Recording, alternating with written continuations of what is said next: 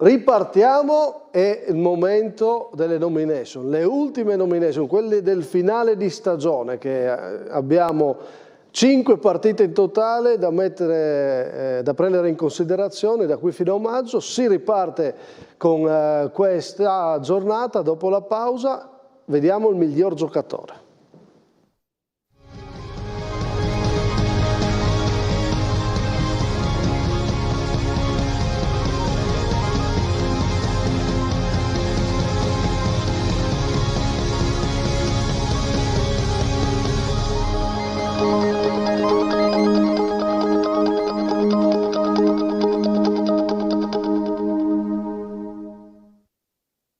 Stefano De Agostini collegato con noi, gli aveva già dato 3 stelle ad inizio puntata a Strucheli, quindi... Faccio fatica a toglierlo. Volevo, se mi permetti, citare Sinuzic, che ha fatto una partita domenica clamorosa, e non è mai stato messo dentro questa giocatore che ha fatto un campionato di un livello altissimo, però è chiaro che i 3 gol di Strucheli come fai a toglierlo? Poi belli, molto diversi uno dall'altro. Bravo, è stato bravo, quindi è giusto.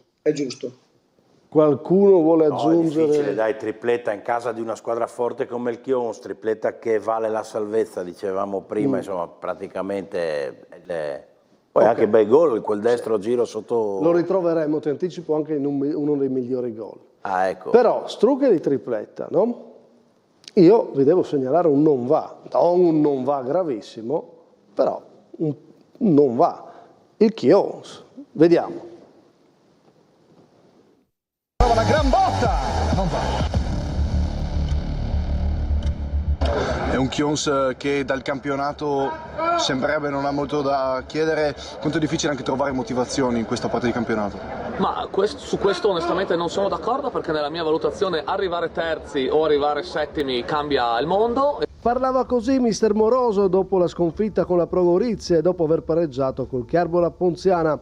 Poi una vittoria con Rive Fraibano, la sconfitta di misura al Boito, ma soprattutto il poker subito con la Forum Miuli, non il migliore dei modi di ripartire dopo la conferma per la prossima stagione, ma soprattutto non il migliore dei modi per riuscire a scalare la classifica, che è l'obiettivo dell'allenatore arrivato a Chions per lasciare un piccolo segno già quest'anno. Lo ha fatto fino ad un certo punto, adesso l'8° posto lo porta ad un finale di stagione un po' troppo anonimo. Alla fine è diventato anonimo il Chions? Alla fine secondo me non ha fatto quell'ulteriore passo che che almeno io mi aspettavo, perché ancora qui ritorni all'amoroso, no? Che non riesce vero, del però, tutto, anche se poi è partito dopo rispetto agli anni della San Vitese, quindi dove nei ritorni aveva reso un po' meno, le sue squadre perlomeno avevano reso un po' meno, però quando il Chions aveva ingranato, adesso ci aspettavamo che potesse essere terzo o quarto, insomma, invece magari poi... terzo no, però quarto, quinto, no? Ok, qualcosa di più, ma anche perché poi, insomma, Chios, ragazzi, Urbanetto, Alcantara, Casella, Crivaro, Crivaro, Tosone in porta, i 3 premiati per le 100 presenze, cioè alla fine, De Cecco, alla fine 8° adesso, è poco. Sì, ma più non va dell'inizio della stagione che poi ti ritrovi a essere in questa posizione qua. Sì. Poi hai fatto anche un exploit tanto grande come magari l'LME col tanto inseguire adesso un attimo. Però lo scatto di adesso non dipende più dall'inizio della stagione. No, però hai scattato dall'inizio della stagione fino adesso, fisiologico anche forse. Però sentito, te l'ha detto Moroso, sì, te, assolutamente, che cambia dal 7° a terzo. Assolutamente. no, si è un po' spento, No? Sì, io mi sono trovato nella stessa situazione, non siamo partiti benissimo. Dopo quando rincorri, un po' il fiato corto. Però sicuramente il valore della rosa magari è importante per queste partite, insomma, finali, per cercare di arrivare più alto possibile. Dea, come la vedi? A parte che io attraverso i 6 miei canali sono riuscito a vedermi la partita del Chions, ha fatto un primo tempo semplicemente fantastico. Si è trovato sotto 2-1, ma ha fatto un calcio il primo tempo clamoroso dal mio punto di vista. Io continuo a dire che secondo me il Chions è una squadra difficile da allenare. Io continuo a dirlo, difficile, perché non sai come metterli giù in campo, è difficile. Gli incastri in quella squadra lì sono molto complicati. Quindi io per me, questo è sempre il mio punto di vista, chiaramente non sono verità assolute, è una squadra che si fa fatica ad allenare perché puoi trovarti da tutto a niente in un attimo. Ci penserà Moroso, che comunque ha tutto il tempo, perché ha avuto la prima conferma ufficiale. Quindi. Anche Monorchio mi ha detto, io ho sentito ieri Monorchio, mi ha detto per mezz'ora nel primo tempo ci hanno asfaltato, non abbiamo capito niente. Quindi per dire la qualità. Ci hanno trovati 2-1 e abbiamo switchato, cioè per noi andare sopra 2-1 ci ha fatto rientrare mentalmente. Li fa proprio sul finale di tempo, nel giro di 1 minuto, 2, no? E quindi sono anche giri mentali, però al di là della singola partita noi ovviamente abbiamo analizzato il fatto che con questa partita che poi è girata male è arrivato questo 8° posto che non brilla sicuramente. Comunque, ripeto, è un non va molto leggero, sia chiaro. Ha fatto benissimo sin qui. Cioè, sì, no, ha fatto quello che poteva fare l'ha fatto. Sicuramente da mister ambizioso che Gabriele Moroso, magari come ti ha detto te, provare ad arrivare un po' più in alto lo vuole. Comunque ha tutto il tempo di lavorare, perché non è questo il campionato in cui deve valutare, farà le prime valutazioni, poi sarà il prossimo campionato secondo me che dovremo capire che Chion sarà quello di Moroso. Restando in tema di allenatori, abbiamo capito benissimo che Casarsa è quello di Campaner, che continua a vincere e lo nominiamo miglior allenatore. Vediamo.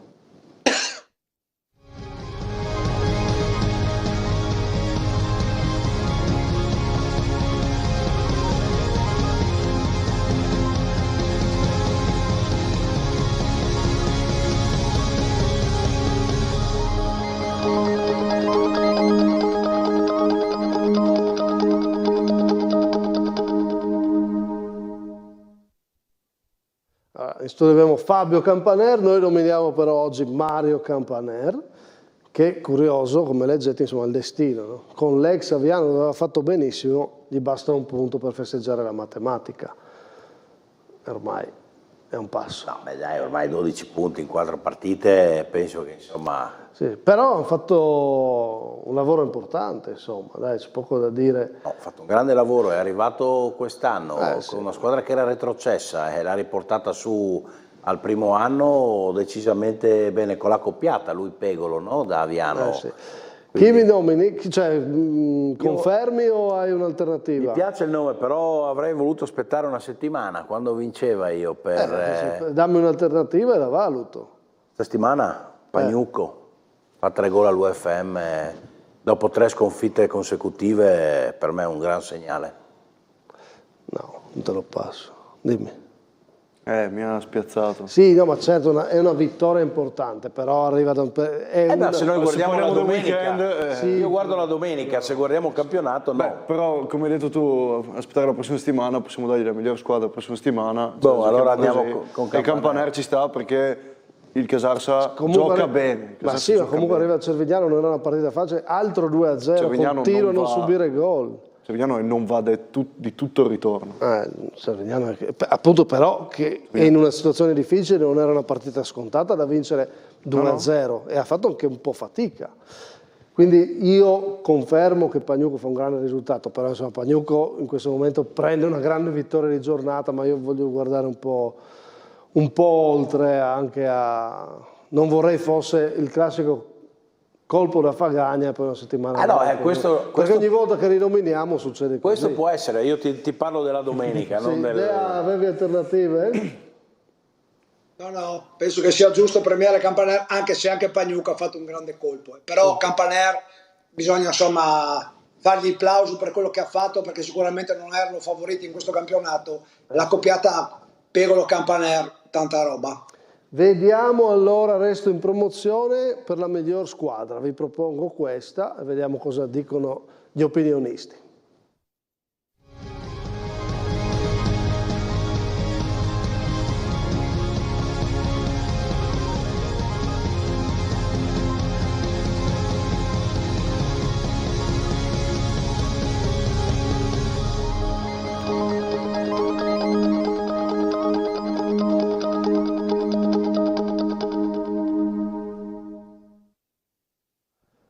qua? Bella vittoria questa, È una bella vittoria questa, sì, anche perché il centroserie diciamo sempre ma forse vediamo playoff, ha fatto una bella vittoria su un campo non facile, un Trieste che nel girone di ritorno insomma fino a qualche domenica fa l'avevamo nominato milantato, quindi dai.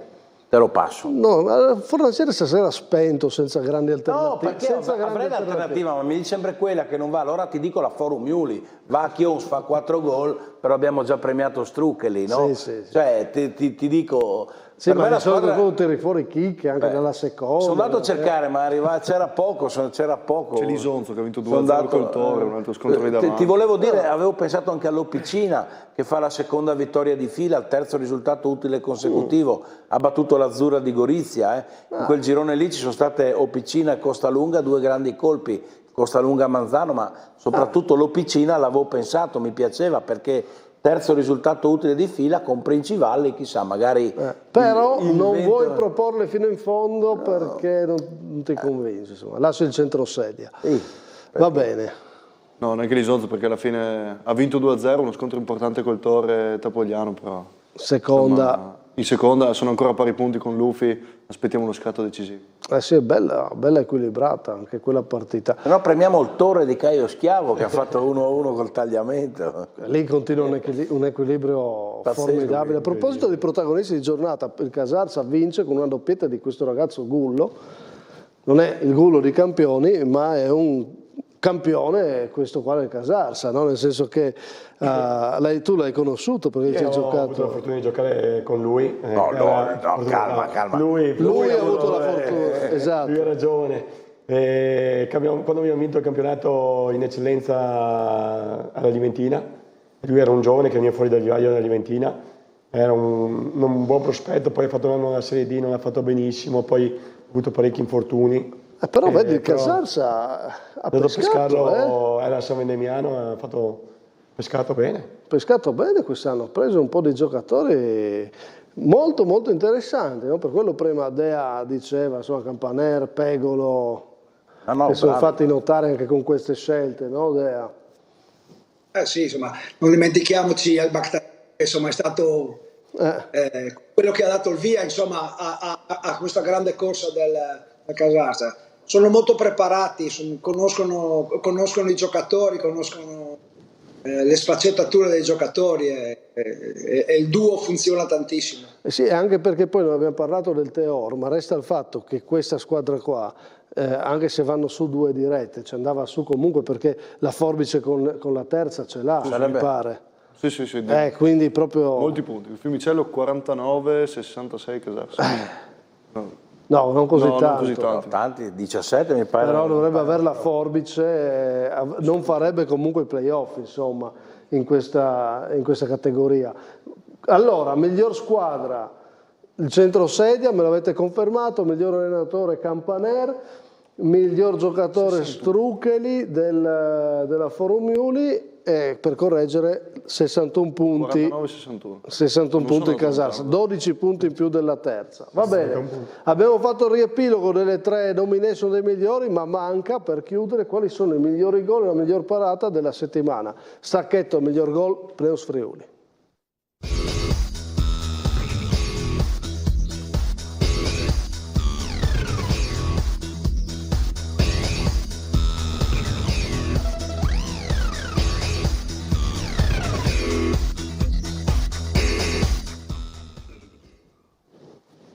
Non chiedetemi neanche qual è il miglior gol a me, perché un gol di tacco alla Mancini lo voterò anche in qualsiasi contesto, anche se mi offrissero soldi per votare un altro, tanti soldi, rinuncerei, quindi io ho già scelto. Scusate, ma torniamo seri, dopo il tacco di Portaro c'è comunque il gol bellissimo di Struccoli, perché questa è tecnica, è qualità, perché arriva col piatto destro, va sul palo lontano, ne aveva fatto uno simile su quel campo Rossi della San Vitese. Molto bello anche quello di Grotto, sponda di Morassutti che prolunga di testa e lui va col sinistro sul palo lontano e supera Moretti. Bel gol anche questo di un protagonista che è un po' mancato quest'anno, no Dea? Grotto? Sì, non ha cominciato bene, poi ha avuto una gran tendinite, adesso Tamai era senza attaccanti, ha dovuto giocare lui e ha fatto tra l'altro un'ottima prestazione. Tra l'altro. Per me questo è un grande gol. Un gol, cioè, può sembrare il meno spettacolare dei tre, ma questo è veramente un grande gol. Quello di Grotto, no? Questo è un grande gol. No, beh, appena l'ho visto ho detto che bel gol, no? Però dobbiamo scegliere, quindi scegli Grotto tu? Io sì. Grotto, scelto da Agostini. Fornasiere? Portaro. Portaro. Campaner? Anch'io andrei a Portaro. Il tacco di Portaro. Che era con te a Fontana Fredda, no? Come Fontana Fredda, sì. Ma che bello quel gol, eh? Sì, no, ma grandi colpi, ma come Davide Grotto, sono tutti due giocatori che hanno dei colpi importanti.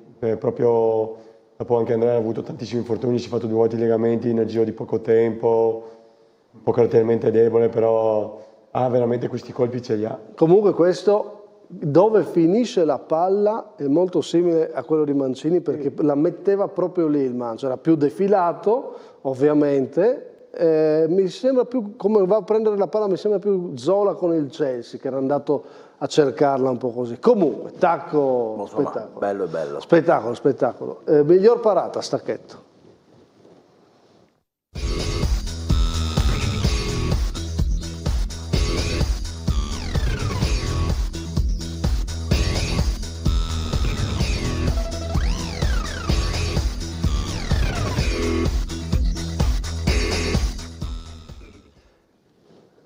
Guardiamo le parate, qua ne fa una Tosoni, sempre su Struccoli, che giornata per il 7 della Forumioli, però questa è una gran parata, eh?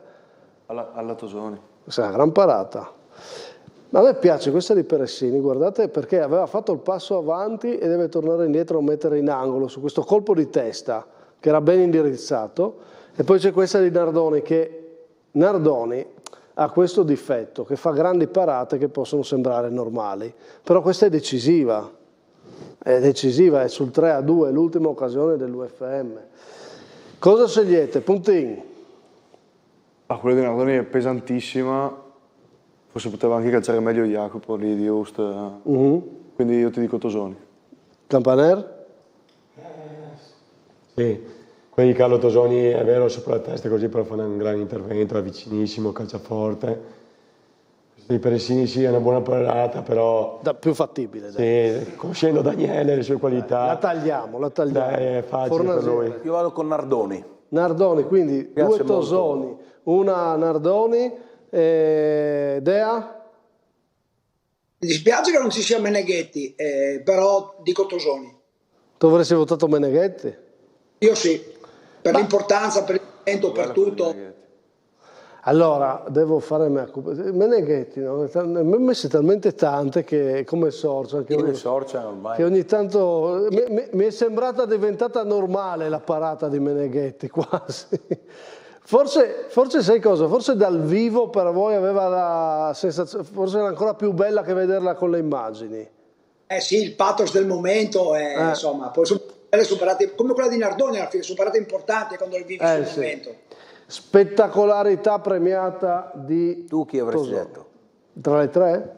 Vabbè, quella di Tosoni è bella, dai. Sì, no, è bella, è bella. Mi piace come è molto spettacolare, quindi avrei scelto anch'io quella. Va bene, è un gioco, eh? L'importante è vedere queste immagini, raccontarle e, come dico sempre, farvi sentire protagonisti. Da qui fino a fine stagione siamo ormai dentro questa stagione, siamo ormai nel rush finale, corriamo insieme, raccontiamo insieme questo finale di stagione, ovviamente su TV12, domenica, ovviamente, UFM, LME, tutte da seguire, noi ci saremo. Io intanto ringrazio per stasera Simone Fornasiere, Ciao.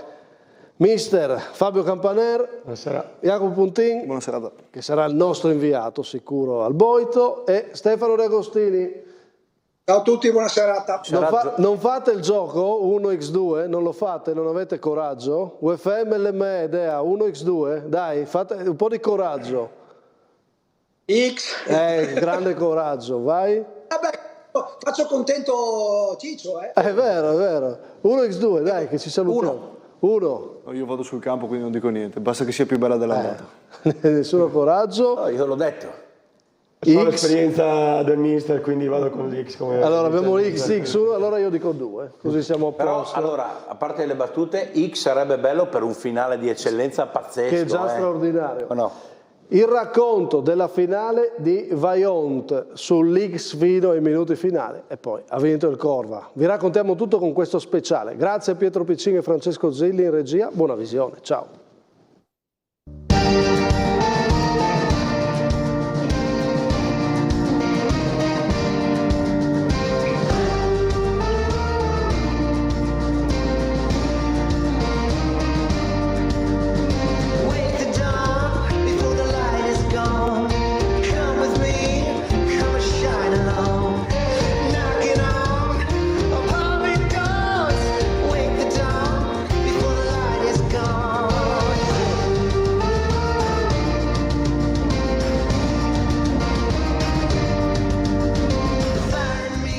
Che giornata per la finale di Coppa! Splende il sole a Vaillant, che ha bisogno di calore e di essere abbracciato da tanta gente nella stagione più difficile, quella segnata dalla tragica scomparsa dei giovani calciatori Fabio e Danilo.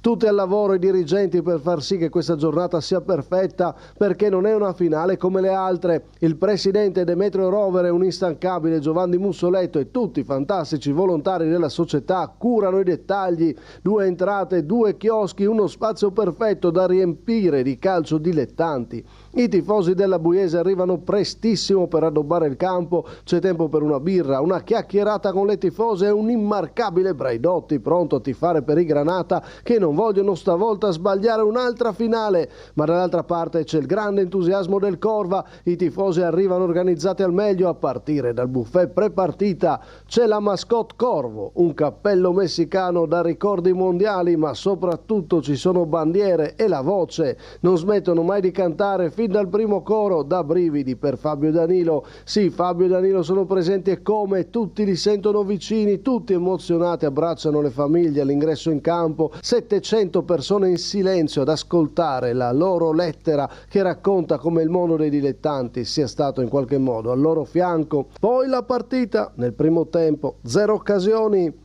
Mister Campaner del Casars a fine primo tempo è facile profeta. Secondo me quello che potrebbe succedere è che ci sia l'episodio e l'episodio poi cambia le dinamiche di tutto quello che accade successivamente. Questa speciale finale si decide sul finale al minuto 43. L'errore di Rovere, il calcio di rigore netto, il gol, gli ultimi assalti e poi la Coppa è del Corva ed è storia. Emozione indescrivibile.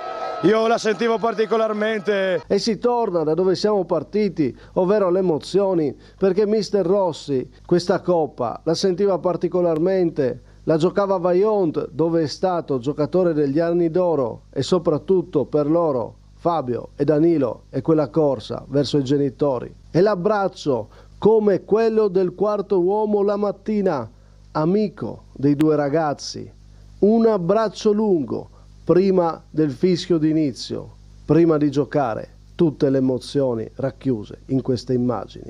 E allora scendiamo in campo di nuovo e riviviamo la giornata della finale di Coppa a Vaillant. Fabio e Danilo hanno trascorso la loro vita sui campi di calcio, arrabbiature, sudore, fango, lacrime e grida di gioia.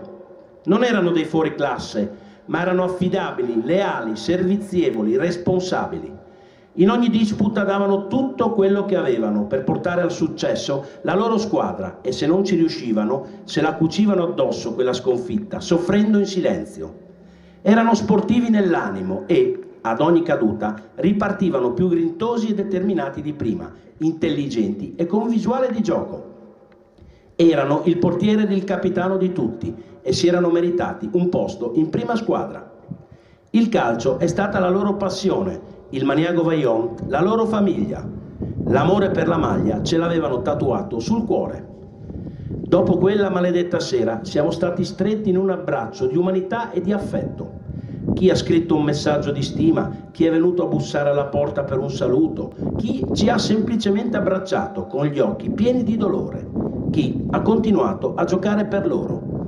Oggi ringraziamo di cuore ognuno di loro, dalle autorità pubbliche alla dirigenza, come il nostro presidente Rovere in primis, dai mister che si sono avvicendati negli anni a tutto lo staff tecnico che li ha seguiti, dai giocatori con cui hanno condiviso tante sfide, a tutti gli operatori che dietro le quinte permettono ogni giorno che questi ragazzi possano crescere in un ambiente sano, al pubblico che con passione ed dedizione segue ed applaude questi sportivi.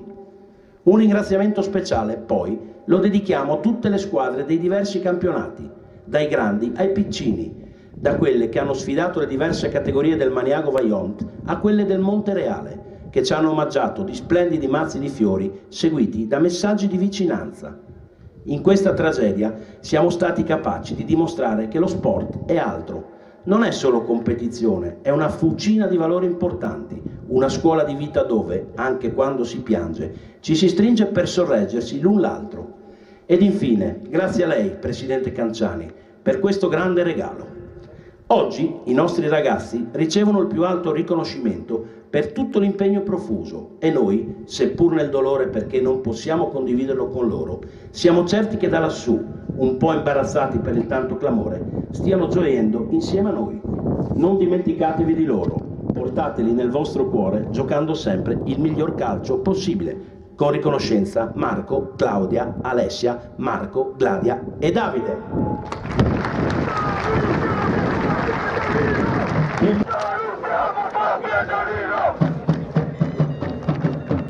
Da brividi, veramente bravi. Da Vaillant, la finale di Coppa Italia di promozione. La Buiese alla sua seconda consecutiva, stavolta non vuole sbagliare. Il Corva alla sua prima storica vuole un titolo speciale da mettere in bacheca. Nella finale forse più speciale di sempre, quella è il ricordo di Fabio e Danilo. Il percorso delle due squadre veramente mai come questa volta dice che non c'è una favorita, no? Perché sia per quello che hanno fatto in Coppa sia per quello che hanno fatto in campionato più pari di così si fa fatica, quindi anche certe scelte dei mister fanno capire che è una partita molto attesa, perché le difese sono state fatte, soprattutto quella del Corva, hanno lasciato fuori un giocatore come Gasparotto che ha fatto molto bene quest'anno per scegliere la difesa vecchia, quindi sicuramente è una partita molto sentita e c'è grande ambizione da parte di tutti e due, perché sarebbe un trofeo importantissimo. È un trofeo importantissimo perché c'è una grande novità, la Coppa di promozione vale i playoff e caso vuole che a giocarsi questa finale non siano le due ad esempio che stanno guidando il campionato di promozione, Teore e Casarsa, ma due squadre interessanti che stanno giocando per i playoff. Torniamo allora dopo 10 minuti sulla gara, 0-0 il risultato, Buiese ancora in attacco, con questa conclusione riesce a tenerla lì Zanetti, ci aveva provato Ponton dalla distanza. Gioca sulla sinistra la squadra di Rossi con Iseppi. Bello il doppio passo, bello anche questo dribbling e scatta il primo cartellino giallo inevitabile ad Alessandro Fabris. Che gioco di gambe! E questo è quello che vuole il Corva. Novelli Gasparini che può andare al cross o anche alla soluzione in porta, lo fa ma trova solo l'esterno della rete. Prova ad andare via D'Imbrea che lo sembra trattenerlo, l'arbitro fa giocare Iseppi, bravo a girarsi, attenzione che è giallo, Pinzano, secondo giallo. Iseppi non male come inizio di partita, sta facendo benissimo, 4-5 cose clamorose. Gioca su Liberati Fantin che di nuovo vuole palla per chiudere l'azione con questo sinistro, Ponton con il destro, Barriera era anche debole. Sì, era...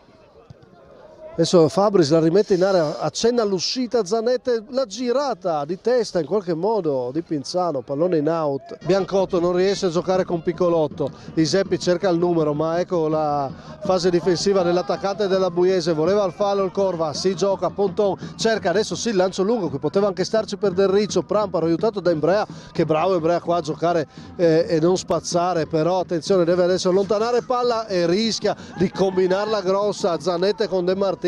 Ancora De Martin sul pressing di Del Riccio, che fatica il Corva a gestire questo pallone quando Imbrea invece aveva messo e torna a mettere ordine.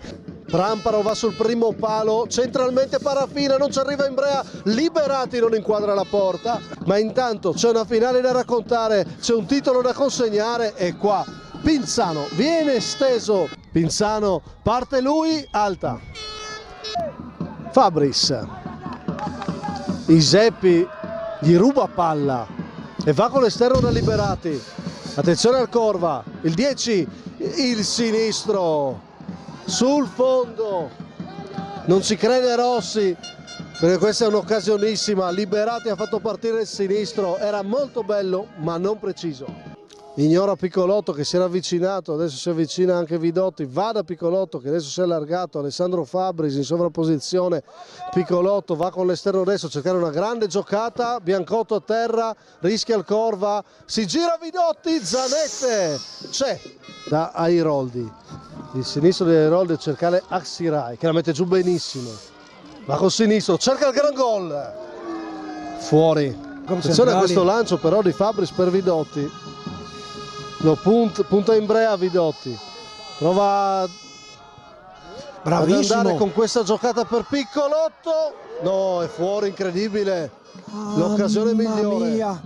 Quasi 600 paganti e ragazzi, insomma, tra addetti ai lavori eccetera, si può tranquillamente dire che oggi è una giornata da 700 persone, una finale di Coppa Italia di promozione, una giornata bellissima.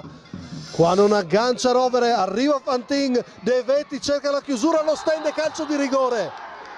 42esimo. Uno dei migliori in campo che ha fatto una cosa. Cos'è successo, Dea? Ha sbagliato lo stop, ma come dico, ci vuole sempre quello che ci crede. Ed è quello che ha fatto Fantin. Fantin è stato fenomenale nel credere nell'errore, andare a prendere questa palla e procurarsi il rigore. Fantin con il destro all'angolino, Corva 1, Buiese 0. Guardate i tifosi del Corva che sono il 12° uomo davvero di questa squadra, è festa vera adesso lì, è festa vera. C'è un paese qua, qua c'è un paese, si è mobilitato un paese per questa ad un passo dai supplementari, Dea. Forte il tacco di Piccolotto, bravi, bella azione della Buiese, la tenne lì Zanette sulla conclusione di Corradazzi. Axirai mette al centro in area di rigore e qua De Vetti va a prenderla, la letta e la blocca benissimo su Tonon e poi vedremo i tifosi perché manca pochissimo, forse si gioca ancora 30 secondi. Che tensione, il Corva deve resistere, la Buiese deve invece provare un pallone disperato, c'è un ultimo cambio da fare, ma ormai davvero non so se ci sarà il tempo, con il Corva che allontana, la Buiese con Rovere che lancia in avanti, forte, riesce a toccarla di testa, Vidotti può giocare questo pallone in area di rigore, arriva Fabris e la mette in angolo Zanette, paura fino alla fine, è il 51esimo. Dopo questo è finita. Olin qua. L'Olin della Buiese resta lì, De Vetti col petto al sinistro e poi allontana il Corva. Non c'è più tempo. Il Corva vince la Coppa Italia di promozione. Il Corva per la prima volta nella sua storia alza al cielo una coppa e la Buiese la perde ancora. La storica Coppa del Corva. La festa del Corva. I campioni della Coppa siamo noi, siamo noi, siamo noi. Il mister Rossi è il capitano che è stato secondo noi il migliore in campo, oltre a Fantin che è stato decisivo. Le emozioni, partiamo dal mister. Emozione indescrivibile, io la sentivo particolarmente. Danilo l'ho avuto a scuola per 4 anni, secondo me era il segno del destino.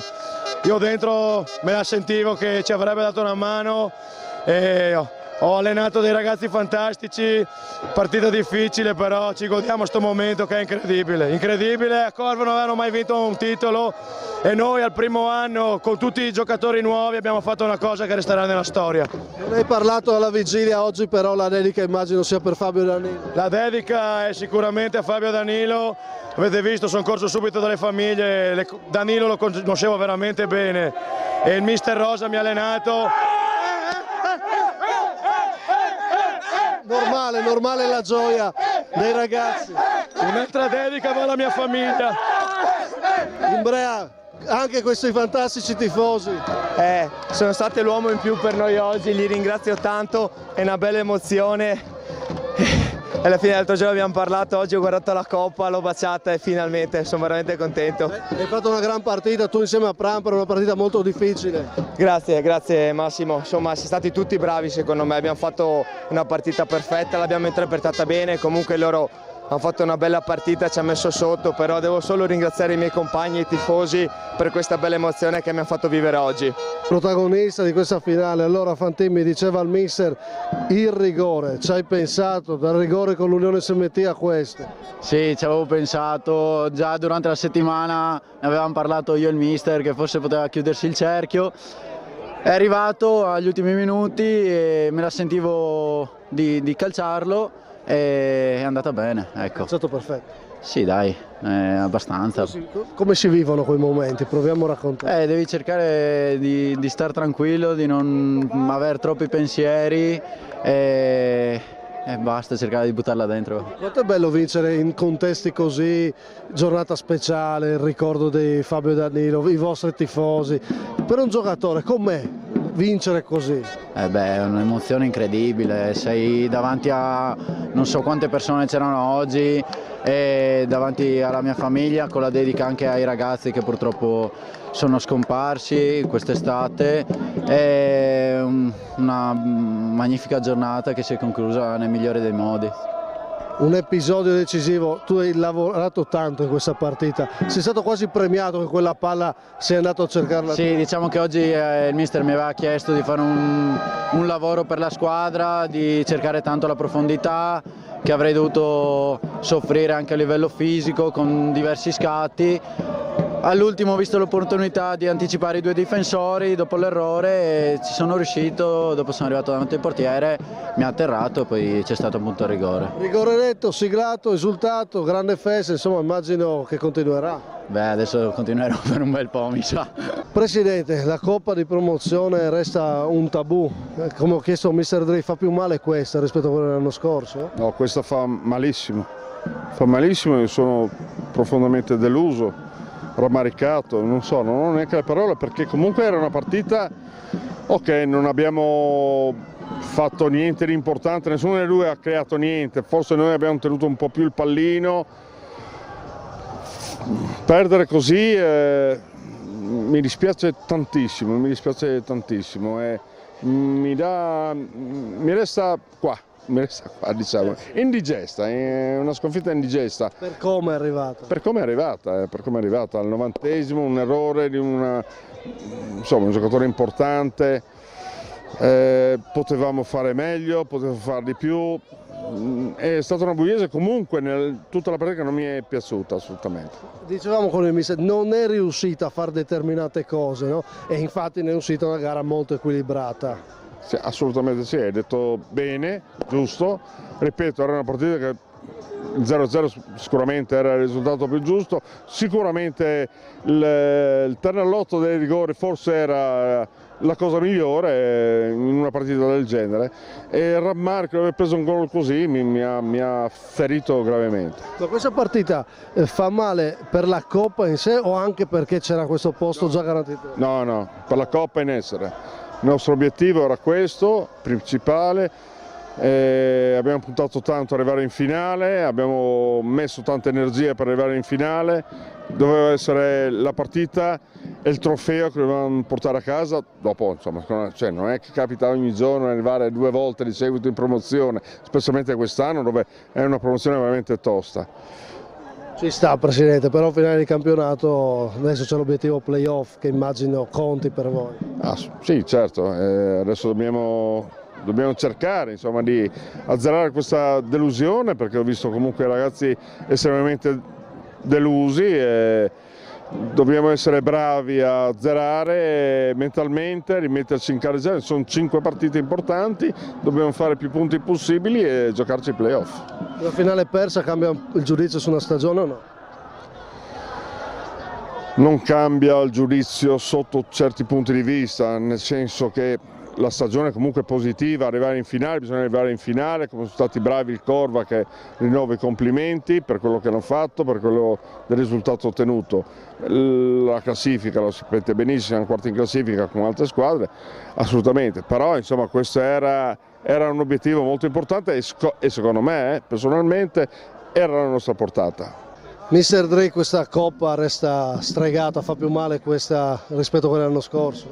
Sì, fa tanto più male perché abbiamo preso gol a 2 minuti alla fine, un momento in cui secondo me avevamo il dominio del campo, perché loro, a parte un'occasione su un mezzo errore nostro, li avevamo messi lì, li avevamo messi in difficoltà, avevamo dato un po' più peso offensivo, avevamo avuto l'occasione abbastanza clamorosa, un piccolotto 10 minuti prima, e su un errore nostro l'abbiamo regalata. Fa male, c'è tanta amarezza purtroppo.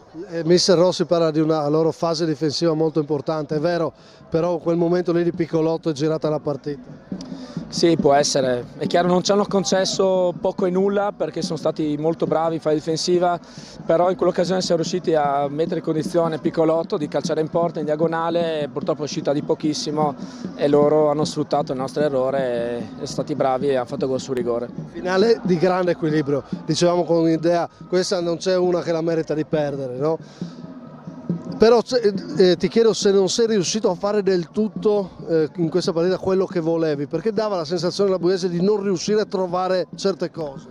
Sì, alla fine del primo tempo mi sono arrabbiato perché non riuscivamo a trovare gli uomini tra le linee, muovendo la palla in maniera un po' più veloce, forse perché si sono difesi bene loro, però abbiamo sbagliato tanto tecnicamente, cose che nel secondo tempo forse siamo migliorati come atteggiamento, come riaggressione, come possesso palla, forse perché abbiamo messo una punta in più davanti, ma ho provato a fare un po' di tutto, poi sono usciti diversi, ma i cambi secondo me sono stati anche positivi, perché chi è entrato ha fatto bene. Vidotti ha fatto bene. Vidotti ha fatto bene, ma sapevo che dava uno strappo importante, ma non posso dire nulla ai miei, perché finora posso dire solo grazie per il campionato che sta facendo.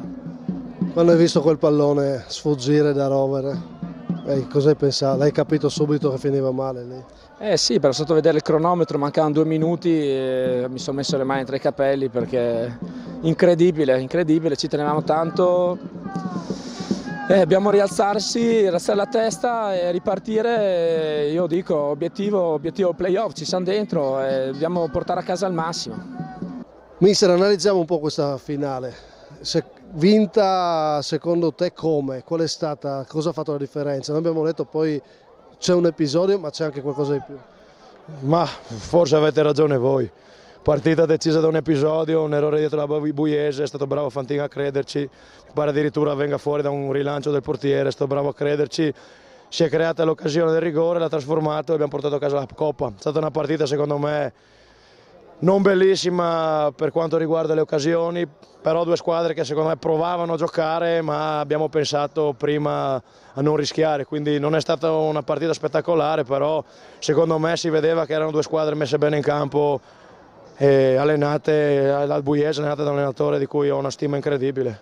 Senti, però Fantin è un tuo uomo, ha lavorato tanto, è andato su quella palla, è stato perfetto sul rigore, insomma, certi giocatori servono nei momenti giusti, lui c'è stato. Fantin è il giocatore che quando eravamo all'SMT il rigore decisivo l'aveva sbagliato e oggi forse è un cerchio che si chiude. Scherzavamo in settimana, ma neanche tanto, dicendo vedrai che ti capiterà il rigore decisivo. Probabilmente lo sentivamo dentro. Oggi non voglio parlare solo di Mirko, secondo me tutta la squadra ha avuto un'abnegazione incredibile perché non è facile limitare la Buiese con il tipo di gioco che ha il Mister Dri, però siamo stati bravi, noi abbiamo sfruttato l'occasione, queste sono le finali, adesso godiamo. Tutti bravi, e noi abbiamo detto un Imbrea insieme a Pramparo straordinario, mi sono piaciuti tantissimo, in particolare Imbrea e poi le giocate di Zeppi. Ma io credo che più che parlare di nomi dobbiamo parlare che abbiamo fatto una fase difensiva clamorosa. Di solito le mie squadre concedono tanto, però secondo me oggi a livello tattico non abbiamo sbagliato niente, l'abbiamo preparata alla grande, i ragazzi hanno fatto 3 allenamenti in cui hanno fatto forse più tattica questi 3 allenamenti qua che in tutto l'anno e credo che i risultati si siano visti, anche un po' di fortuna e probabilmente una mano dall'alto.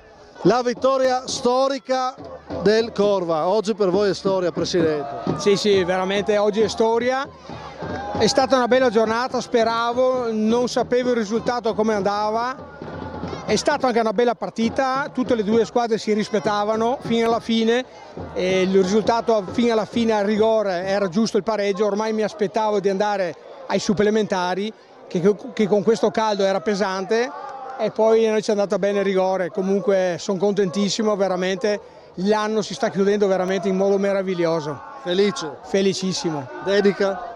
Dedica per prima mia moglie che ha tanta pazienza su di me e poi i miei consiglieri, i miei dirigenti e i ragazzi e il staff che va in campo.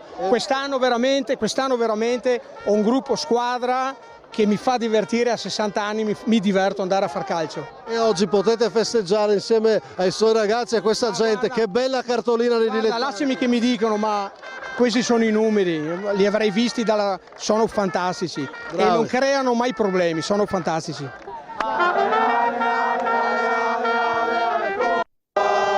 Molto felice sì, perché ce la siamo guadagnata col sudore, con la volontà di tutti, dal primo all'ultimo, dai tifosi. E attenzione, i tifosi sono il tredicesimo per questa Coppa, il 13°. Senti, però quest'estate quando hai detto che dobbiamo cambiare, dobbiamo vedere, alla fine avete cambiato molto bene. Fino adesso sembra di sì. Playoff adesso? Sì, playoff. Io però non do limiti alla provvidenza. Ti dico solo questo. Grazie. Siamo contenti. Tra Cordenonese e Corva. 4+1. Siete stati bravissimi anche voi. Ce l'abbiamo fatta, ma ci impegniamo sempre e sto giro qua è andata. Prima volta per il Corva. Prima volta, ma non è l'ultima. Ricordatevi, Occhio. Com'è andata allora? Spettacolare. Sempre Forza Corva, non abbiamo mollato un minuto non abbiamo mollato. Ma dobbiamo dire che questa finale l'ha vinta il Corva, ma anche i tifosi. Sì, un po' tutta la comunità di Corva l'ha vinta e grazie ai giocatori, grazie a tutti quanti loro, dai!